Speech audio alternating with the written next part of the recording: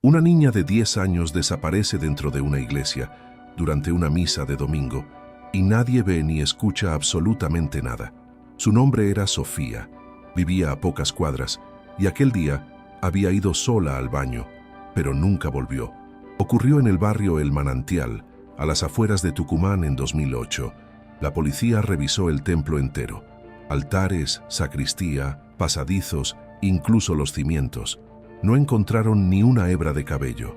El caso estremeció a la comunidad y quedó marcado por una sola frase: ella estaba en un lugar sagrado.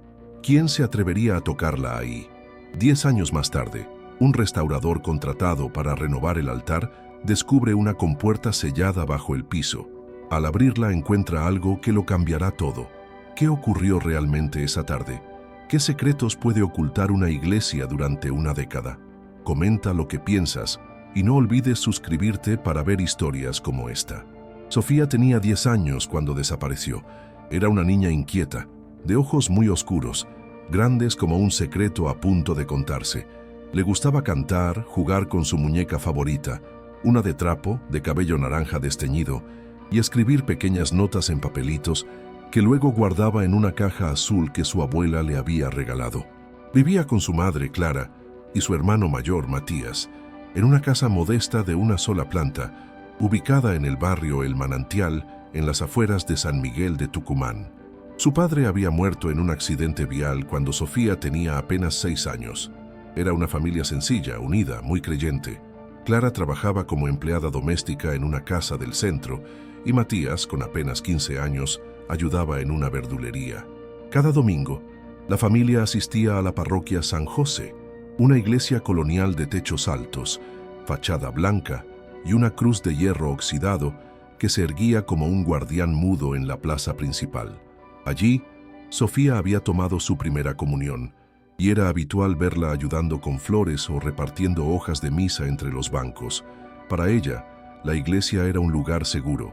Conocía cada rincón, o al menos eso creía. La mañana del 9 de noviembre de 2008 comenzó como cualquier otra.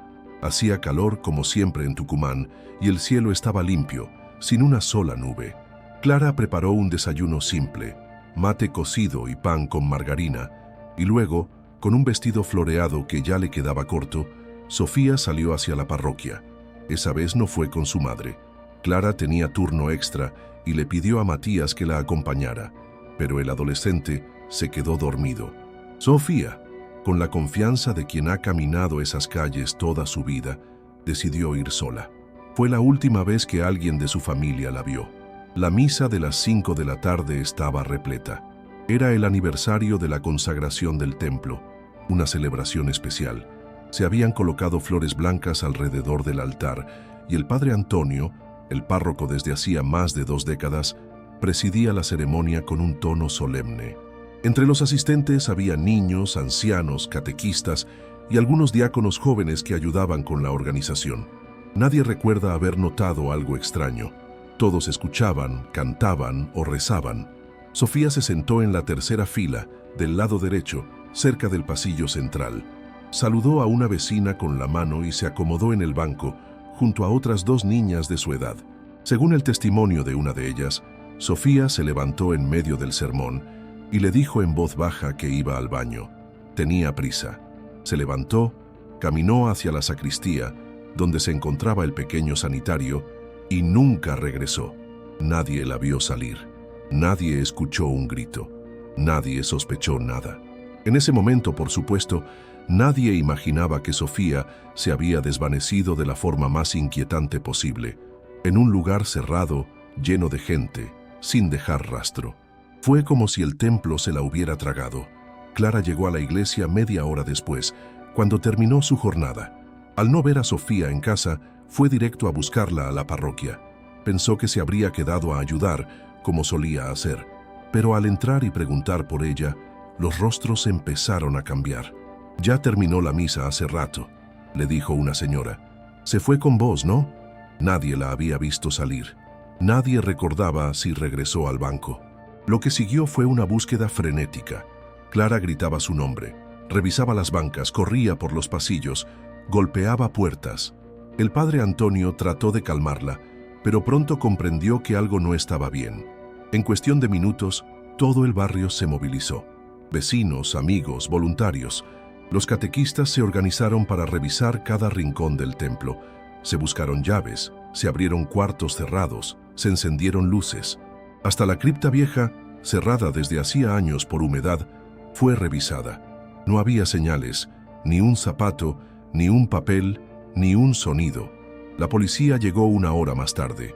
2 patrullas, un par de agentes jóvenes, sin demasiado apuro. Inicialmente, sospecharon que Sofía se habría escapado por cuenta propia, pero eso no tenía sentido. Sus cosas estaban en casa, la mochila escolar, su diario, incluso la caja azul con los papelitos, seguía allí. Clara insistía una y otra vez. Sofía no tenía motivos para huir. Era una niña alegre, apegada a su familia, y sobre todo, confiaba en la iglesia. En los días siguientes, la parroquia se convirtió en el centro de una pesadilla. Las misas fueron suspendidas. La iglesia se transformó en una escena de crimen. Agentes forenses revisaron el altar, los bancos, los vitrales.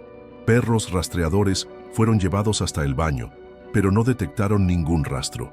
Ni sangre, ni ropa, ni objetos. La estructura del edificio fue escaneada con tecnología de sonar. Nada. Como si el suelo no ocultara nada. Como si Sofía jamás hubiera entrado allí. Pero había testigos, decenas de ellos, personas que juraban haberla visto entrar. Una vecina la saludó. Un anciano recordaba su vestido floreado. Una catequista decía haberla visto cerca del confesionario. Todos coincidían en lo mismo. Entró, caminó hacia el fondo y luego, nada. Se evaporó. Las teorías no tardaron en aparecer. Algunos decían que alguien la había sacado por la puerta trasera. Otros hablaban de redes de trata. Incluso surgieron rumores oscuros, que la iglesia escondía pasadizos, que antiguos sacerdotes habían sellado túneles durante la dictadura, que algo terrible y antiguo dormía bajo ese templo, pero nada de eso pudo comprobarse. El padre Antonio fue interrogado varias veces, los diáconos también. Todos negaron saber algo. Las cámaras de seguridad de la plaza mostraban imágenes borrosas, ningún vehículo sospechoso, ninguna figura extraña. El caso se fue enfriando. La prensa local lo cubrió por una semana y luego pasó a otra tragedia. El barrio siguió su vida. La parroquia volvió a abrir. Las misas continuaron. La silla de Sofía en la tercera fila quedó vacía. Pasaron los años. Clara nunca dejó de buscar. Se aferró a la idea de que su hija seguía viva. Colocaba flores cada aniversario frente al altar. Hablaba con periodistas. Pedía que no la olvidaran. Pero el mundo olvidó. Los vecinos cambiaron. El padre Antonio se jubiló. Nadie volvió a hablar de túneles ni de puertas selladas. El templo seguía allí, blanco, silencioso, como si no guardara ningún secreto. Hasta que, 10 años después, alguien miró bajo el altar. Pero eso lo contaremos más adelante. Antes de seguir, queremos hacerte una pregunta. Si tú hubieras estado en esa misa, ¿crees que habrías notado algo extraño? ¿Qué hubieras hecho? Cuéntanos en los comentarios qué piensas sobre este caso. ¿Crees que Sofía fue sacada por alguien? ¿O que algo mucho más oscuro ocurrió? Dale like si te atrapó la historia. Suscríbete para ver más desapariciones misteriosas como esta y activa la campanita para que YouTube te avise cuando subamos nuevos casos. También cuéntanos desde qué país o ciudad estás viendo este video. Nos encanta saber hasta dónde llega esta comunidad que busca la verdad detrás del misterio. La misa comenzó a las 5 en punto. Como cada aniversario de consagración, el templo estaba repleto. Las campanas repicaron 3 veces y el padre Antonio, envuelto en su sotana blanca con bordes dorados, dio inicio al oficio con su tono pausado y ceremonial. La comunidad católica del barrio El Manantial era activa, respetuosa y muy tradicional. Aquel domingo, como tantos otros, todo parecía en orden. Sofía llegó sola, caminando por la vereda agrietada, con el vestido floreado que su madre le había planchado esa mañana. Llevaba su muñeca en una bolsita de tela con cierre, como solía hacer cuando iba a lugares donde temía que la olvidaran. Entró con paso tranquilo, saludó a 2 vecinas y se sentó en la tercera fila del lado derecho. justo debajo del ventanal que dejaba entrar los rayos del sol poniente. El calor era fuerte. En el interior, el aire estaba denso, cargado de incienso y murmullo. A su lado se sentaron dos niñas, Mariana y Luján, compañeras de catequesis. Las tres hablaron brevemente antes de que comenzara el sermón. Mariana luego contaría que Sofía tenía cara de estar apurada, como si algo la preocupara. Le dijo al oído: «Voy al baño, ahora vengo». No regresó. El sanitario estaba ubicado al fondo del templo, detrás de la sacristía, en un pasillo estrecho con una puerta de madera que daba a un pequeño cubículo sin ventanas. Era un baño sencillo, de paredes verdes, espejo sucio y luz amarilla. Nadie vio a Sofía entrar, nadie la oyó abrir la puerta, nadie escuchó un golpe o un grito, y sin embargo nunca volvió a su asiento. Lo más perturbador fue el tiempo que pasó hasta que alguien notó su ausencia. Durante el resto de la misa, las niñas pensaron que se había ido a casa. Clara llegó una hora después, y al no verla en la banca preguntó. De inmediato todo cambió. Los primeros minutos fueron de confusión. El padre Antonio pidió calma. Algunos catequistas comenzaron a revisar los alrededores. La sacristía estaba abierta y el baño parecía vacío. Un par de señoras buscaron en los jardines traseros. Se revisaron bancas, confesionarios, almacenes y habitaciones de almacenamiento donde se guardaban cálices, ropas litúrgicas y objetos de valor. Nada. Un joven diácono llamado Marcelo fue el primero en revisar bajo el altar. Se agachó, alzó el paño blanco y miró dentro.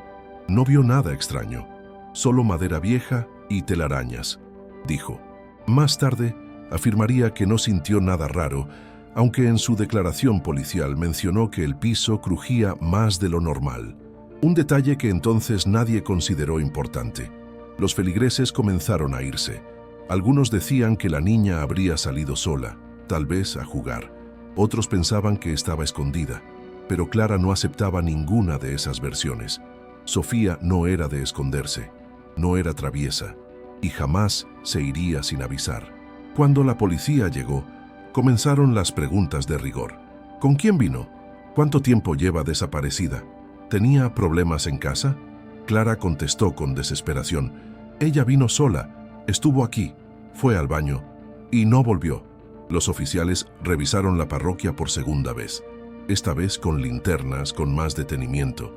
Buscaron en el techo, detrás de las imágenes religiosas, en la pequeña cripta de acceso restringido que estaba tapiada desde los años 90.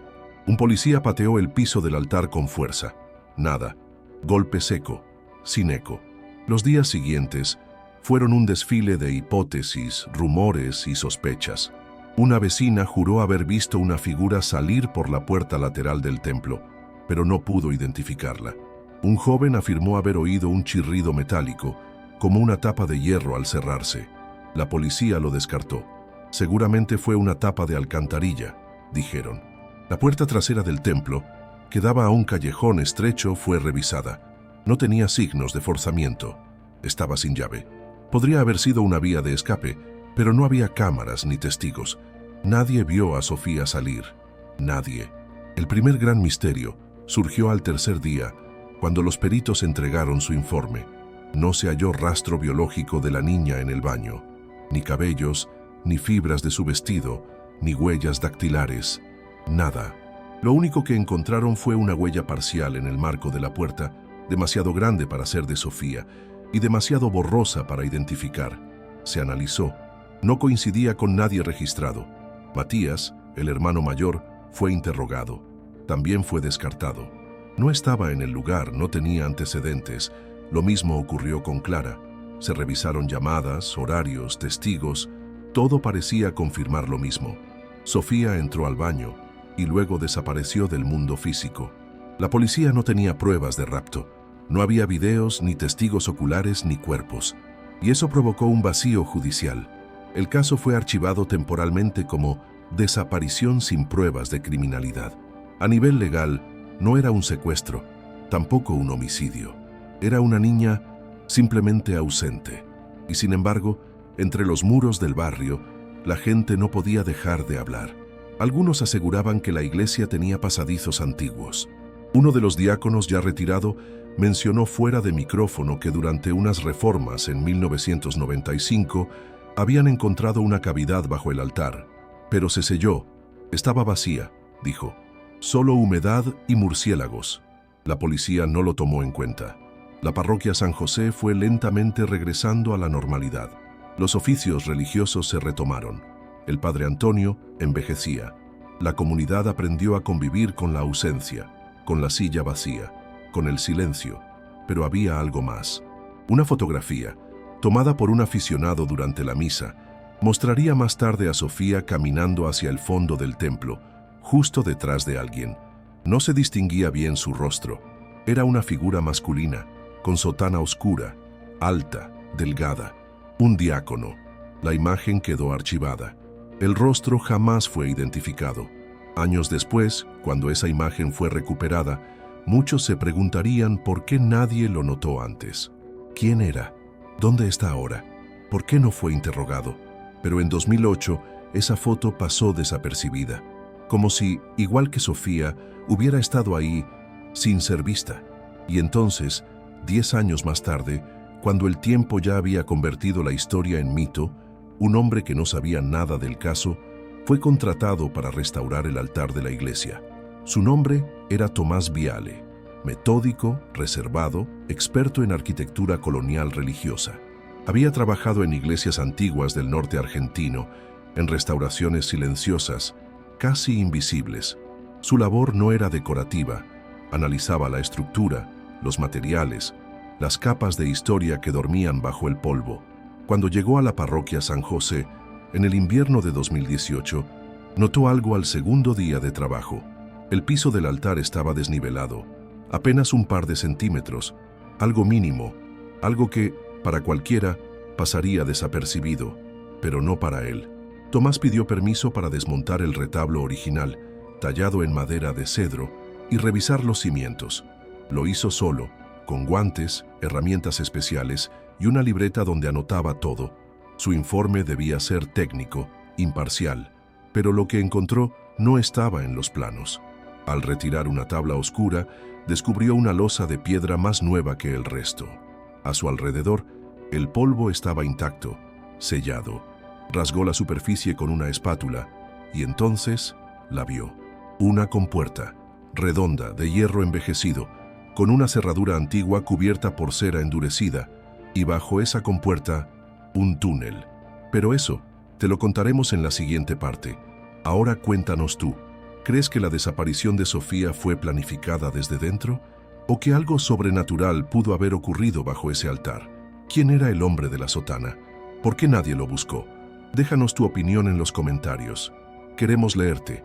Dale like si te impactó esta historia. Suscríbete para que no te pierdas la continuación y activa la campanita. Esto recién comienza. Y por cierto, ¿desde qué parte del mundo estás viendo este caso? Escríbelo abajo. Nos encantaría saberlo. La desaparición de Sofía movilizó al barrio como pocas cosas lo habían hecho antes. Durante los primeros días, no se hablaba de otra cosa. Las vecinas organizaban ollas populares para los voluntarios. Los hombres recorrían terrenos baldíos, casas abandonadas, acequias, mientras los más jóvenes imprimían carteles con la imagen de la niña. Su rostro en primer plano, el cabello atado con 2 trencitas, la sonrisa apenas dibujada. Clara, la madre, no dormía, apenas comía. Pasaba sus días en la parroquia, esperando una respuesta, un indicio, una señal que le dijera que su hija seguía viva. Cada vez que se abría una puerta, cada vez que alguien llegaba con una pista, su cuerpo entero se tensaba, y cada vez que esas esperanzas se desvanecían, la herida se hacía más profunda. La policía provincial, superada por la atención mediática inicial, prometió reforzar los recursos. El ministro de Seguridad de ese entonces visitó el lugar, se sacó una foto con la familia y aseguró que no dejarían una piedra sin remover. Pero pronto, esa promesa se diluyó en la burocracia y la lentitud. Los peritos forenses analizaron la estructura completa de la iglesia. El templo, de más de 120 años, había sido remodelado varias veces. Tenía muros gruesos, de adobe reforzado, con pequeñas cavidades, túneles clausurados desde hacía décadas y registros de viejos conductos de ventilación. Se enviaron equipos con escáner de superficie, tecnología usada en excavaciones arqueológicas. Sin embargo, los informes oficiales no mostraban cavidades sospechosas. Todo sólido, decían. No hay pasadizos viables. Pero algo no cuadraba. Tomás Viale, el restaurador que llegaría 10 años más tarde, al revisar esos mismos planos, notaría inconsistencias. Medidas mal anotadas, proporciones extrañas, como si alguien hubiera querido ocultar o disimular una sección completa bajo el altar. Pero en 2008, nadie parecía haber prestado atención a esos detalles. Uno de los mayores errores fue la falta de cierre perimetral inmediato. Durante los primeros días, la iglesia seguía abierta. Personas entraban y salían. Algunos fieles rezaban. Otros revisaban por cuenta propia, tocaban cosas, contaminaban la escena. Cuando finalmente se decidió cerrar la parroquia para análisis forense, ya habían pasado más de 48 horas, tiempo suficiente para perder pruebas clave. Además, los investigadores no lograron determinar una línea clara de tiempo. No había cámaras dentro de la iglesia y las de la plaza mostraban imágenes borrosas. La cámara más cercana apuntaba hacia el frente del templo, pero no hacia los laterales ni hacia el callejón trasero. La imagen más nítida, la de Sofía caminando detrás del diácono no identificado, fue obtenida días después, pero no fue analizada en profundidad. Imagen inconcluyente, dictaminó el informe policial. Los interrogatorios fueron breves, sin presión. El padre Antonio fue entrevistado 3 veces con total respeto. Nunca se revisó a fondo su despacho, ni sus registros privados. A los diáconos se les tomó declaración formal, pero ninguno fue investigado profundamente. Varios eran voluntarios temporales, sin antecedentes, sin vínculos con la comunidad. Algunos dejaron de asistir tras el hecho.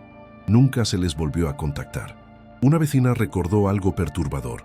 Uno de los jóvenes diáconos había sido visto varios días antes de la desaparición bajando cajas del altar junto a un hombre mayor. Cuando se intentó identificarlo, no había registros. Tal vez era alguien de mantenimiento, dijo la policía. Pero la parroquia no había solicitado servicios externos en esas fechas. Los días pasaban. Las hipótesis se multiplicaban. Algunos hablaban de redes de trata que operaban en la región.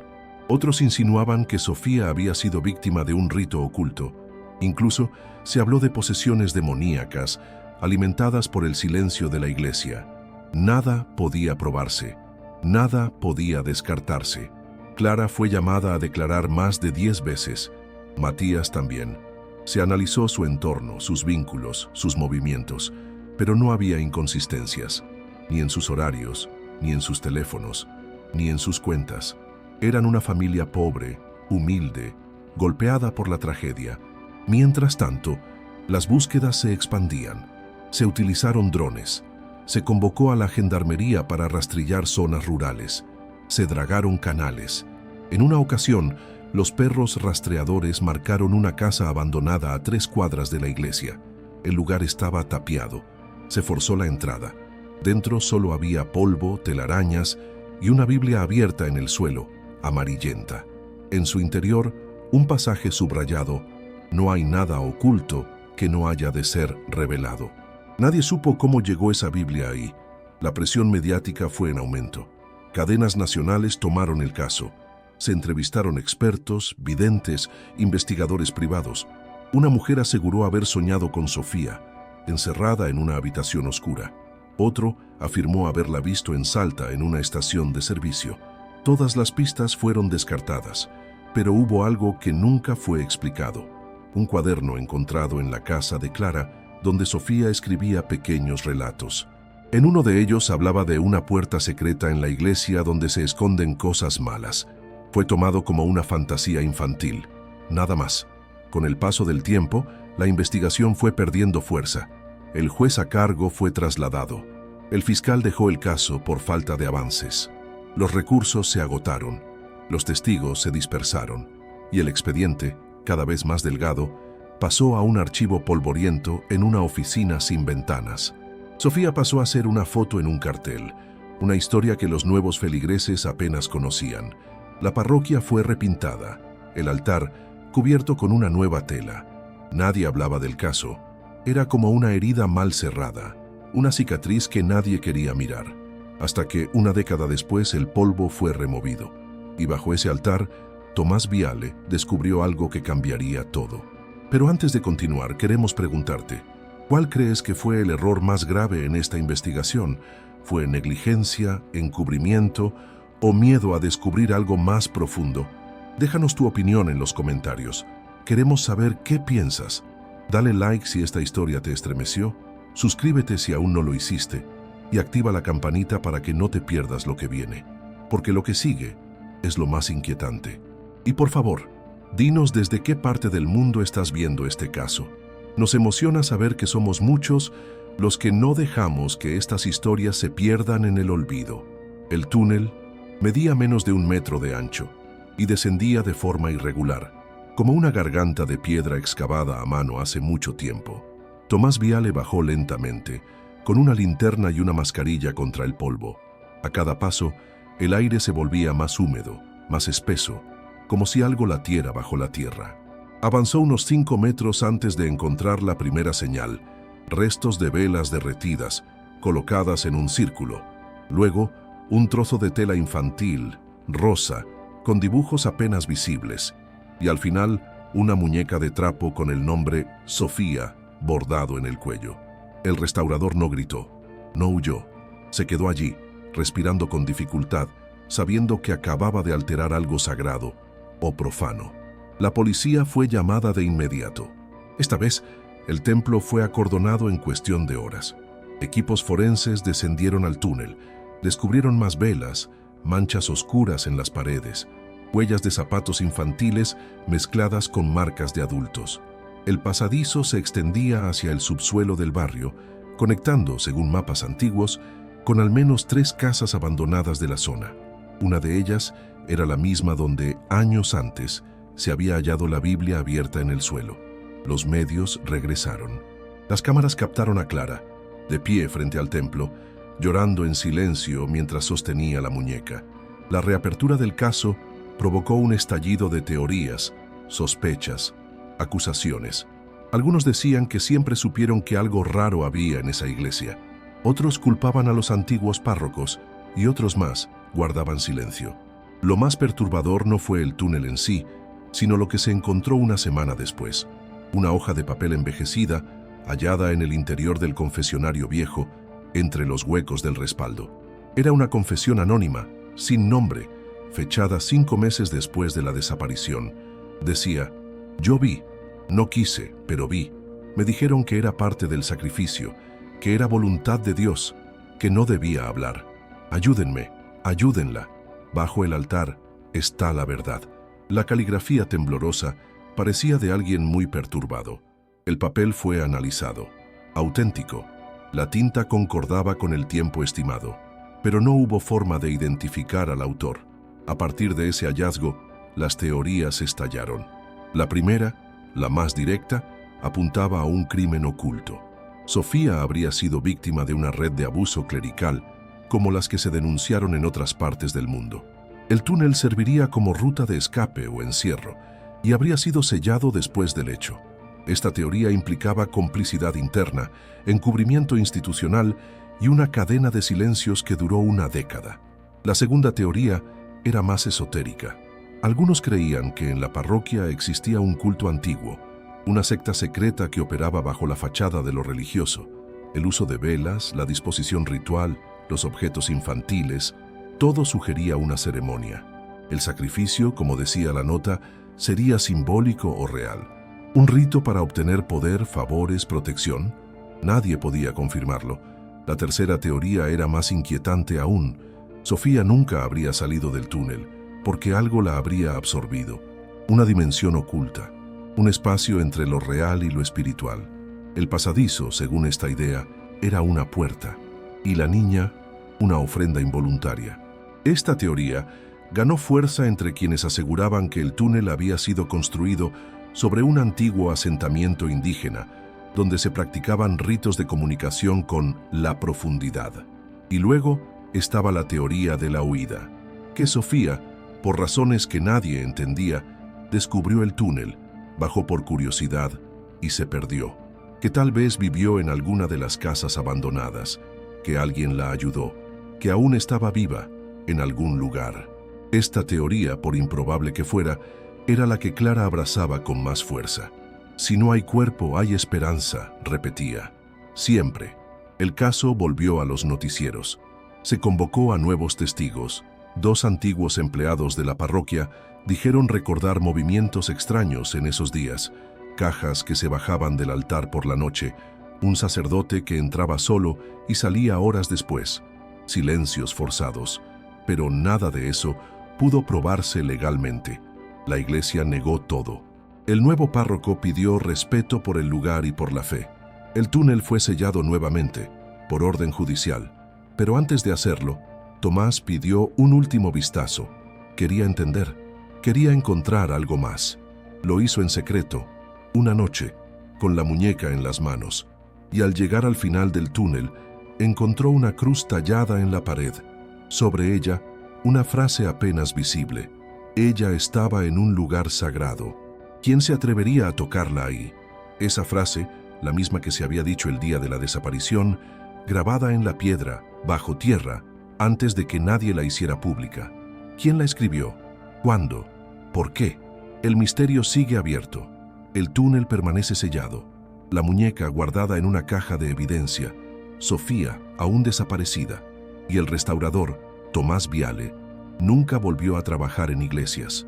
A veces, dijo en una entrevista, lo más oscuro no está en los lugares oscuros, sino en los lugares donde creemos que estamos a salvo. Ahora queremos saber tu opinión. ¿Qué crees que ocurrió realmente bajo ese altar? ¿Quién se atrevió a tocar lo sagrado? ¿Y por qué? Dale like a este video si esta historia te impactó. Comenta tus teorías. ¿Crimen, rito, fenómeno sobrenatural o algo que aún no podemos comprender? Suscríbete para no perderte las próximas desapariciones misteriosas que revelamos en este canal y activa la campanita para que YouTube te avise cuando publiquemos. Y cuéntanos en los comentarios desde qué parte del mundo estás viendo este video. Queremos saber hasta dónde llega esta comunidad de buscadores de la verdad. Gracias por acompañarnos hasta el final. Y recuerda, no todo lo que brilla en lo sagrado es luz.